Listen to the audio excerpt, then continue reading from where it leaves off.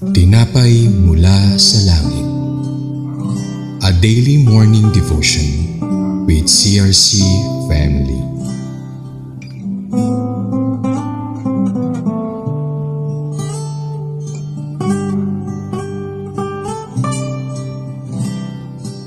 Praise God. Sa mapagpalang umaga po sa inyong lahat. Ako po si Pastora Jenny Gabi ng CRC Calamba Daughter Church na inyong makakasama ngayong umaga ito sa programang Tinapay Mula sa Langit. Ang araw-araw na refleksyon at pagbubulay-bulay natin ng salita ng Diyos. At ang ating pong paksa ngayong umaga, ito pa rin ay part ng number series at ang title po nito ay God's Judgment on the Offenders. At ito po ay matatagpuan sa Numbers 25:4-5. Ngunit bago po tayo magsimula ay samahan niyo po muna ako sa isang panalangin. Ama naming Diyos na makapangyarihan sa lahat, maraming salamat po sa panibagong buhay at pag-asa na inyong pinagkaloob sa amin. Maraming salamat din po sa maagang biyaya na inyong pinagkaloob sa amin na makarinig kami ng inyong mga salita sa pamamagitan ng programang ito.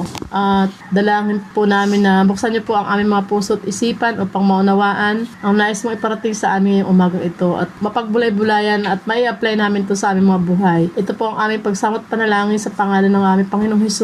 Amen. So, basahin natin ang Numbers 25 verse 4-5 or bilang 25 talata 4-5. Sinabi niya kay Moises, tipunin mo ang mga pinuno ng Israel at patayin mo sila sa harap ng madla para mapawi ang galit ko sa Israel. Verse 5, iniutos ni Moises sa mga hukom ng Israel, patayin ninyo ang lahat ng kasamahan ninyo sumamba kay Baal Peor. Purihin ang pagkabasa ng salita ng Diyos. Saan man panig ng mundo ay may iba't ibang mga batas o panuntunin na ipinapatupad ang bawat pamahalaan upang magkaroon ng kaayusan ang isang lugar o bansa. Kapag sinunod natin ang mga batas o panuntunan ng isang bansa ay malaya tayong makakilos at makikinabang tayo sa mga benepisyo na nasabing bansa. Ngunit kung tayo ay lumabag sa batas o panuntunin ay kaakibat din niyan ang kaparusahan na patatamo ng sino mang nagkasala. Noong una pa man ay binalangkas na ng ating Diyos ang iba't ibang mga kabatas at kautusan na pinahayag sa pamagitan ng mga propeta at ang iba pang mga likha ng Diyos para sa kaayusan at kapayapaan ng lahat ng mga tao.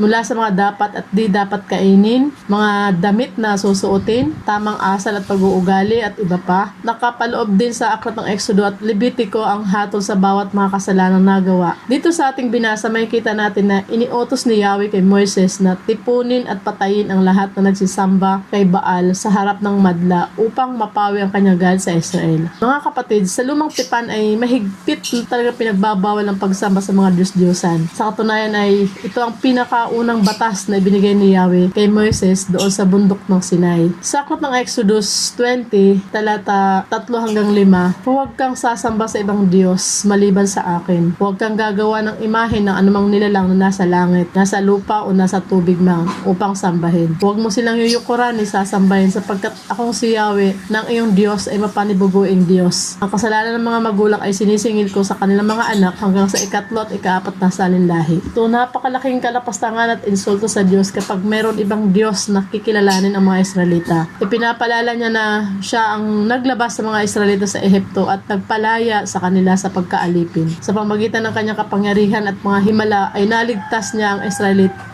sa pagkaalipin. Kaya walang puwang sa kanya mga Israelitang may iba pang kinikilalang ibang Diyos maliban sa kanya. Mapanibughuin ang Diyos kaya ayaw niya na mayroon siyang kaagaw. Kaya kamatayan ang hatol sa sino mang may kaugnayan sa Diyos-Diyosan, sumasamba o naghahandog man. Pinapatunayan sa aklat na Exodus 22-20 na sino mang maghandog sa Diyos-Diyosan ay dapat patayin sapagkat kay Yahweh lamang dapat maghandog. At kung matatandaan natin na sa aklat din ng Exodus na kung saan nakasulat na pinatay din ang sino mang nagsisamba sa guyang ginto noong si Moises ay nasa bundok ng Sinai. Mababasa natin yan sa Exodus 32:26-28. Kaya tumayo si Moises sa pintuan ng kampo at sumisigaw, lumapit sa akin ang lahat ng nasa panig ni Yahweh at lumapit sa kanyang mga Levita. Sinabi niya sa kanila, ipinasasabi ni Yahweh ng Diyos ng Israel, kunin ninyo ang inyong mga tabak, galugarin ninyo ang buong kampo at patayin ang lahat ng inyong makikita, maging kapatid, kaibigan o sino man. Verse 28, sinunod ng mga Levita ang utos ni Moises at may 3,000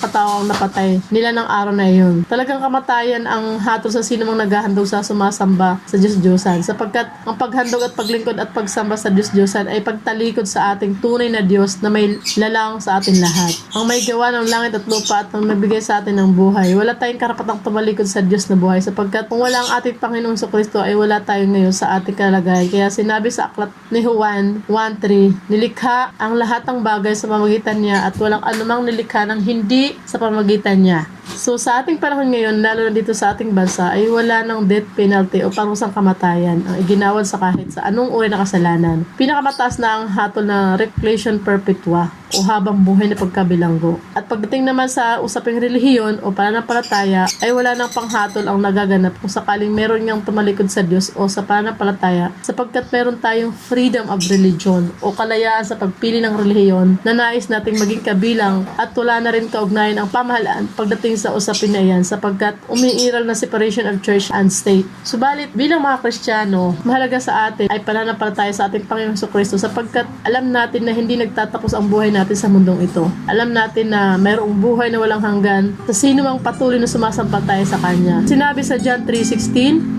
sapagkat gayon na lamang ang pag-ibig ng Diyos sa sangkatauhan, kaya't ibinigay niya ang kanyang kaisa-isang anak upang ang sino mang sumampalataya sa kanya ay hindi mapahamak kundi magkaroon ng buhay na walang hanggan. At sa aking pagtatapos, hindi man hatulan ng kamatayan ang sino mang tumalikod sa pananampalataya sa ating Panginoong Hesus. Alam natin na may magaganap na paghatol at ito'y magaganap sa kanyang muling pagbabalik. At alam natin na sino mang nagsitalikod sa pananampalataya at patuloy na gumagawa ng kasalanan ay gagawaran ng tiyak na kapahamakan na mas masahol pa sa kamatayan dito sa mundo sapagkat ito'y walang hanggang kapahamakan. Ito rin ay tinatawag na ikalawang kamatayan. Sinabi sa aklat ng pahayag 21:8, subalit malagim ang kasasapitan ng mga duwag, ng mga taksil, mga nagpapasasa sa kasuklam-suklam na kahalayan, ng mga mamamatay tao, ng mga nakikiapid, ng mga mangkukulam, ng mga sumasamba sa Diyos-Diyosan at lahat ng mga sinungaling. Ang magiging bahagi nila ay sa lawa na nagliliyab na asupre at ito ang pangalawang kamatayan. Manalangin tayo. Salamat Panginoon sa oras na ito. Pinupuri ka namin, pinasasalamatan sapagkat ikaw ay makapangyarihan sa lahat at humihingi kami ng tawad sa aming mga kasalanan na gawa laban sa iyo. At sa oras na ito, nagpapasalamat kami sa iyong katuruan at pinakita mo dito kung paano ka humatol sa bawat paglabag ng iyong kautusan at sa bawat pagsamba sa ibang Diyos. Pinapakita mo dito Panginoon na talagang ikaw ay makapangyarihan. Kaya sa oras na ito, hinihiling namin na kalooban niyo po ang maganap sa buhay ng bawat isa at ikaw lamang po ang siyang maparangalan sa buhay ng bawat isa. Kaya maraming salamat sa umagang ito. Patuloy ka namin itataas, dadakilanin, luwalhatiin sa pangalan mo Jesus na aming tagapagligtas. Amen. Maraming salamat po sa maikling oras na inyong inilaan upang ako inyong samahan sa programang Tinapay Mula sa Langit. Muli ko po kayong inaanyayahan sa araw ng bukas.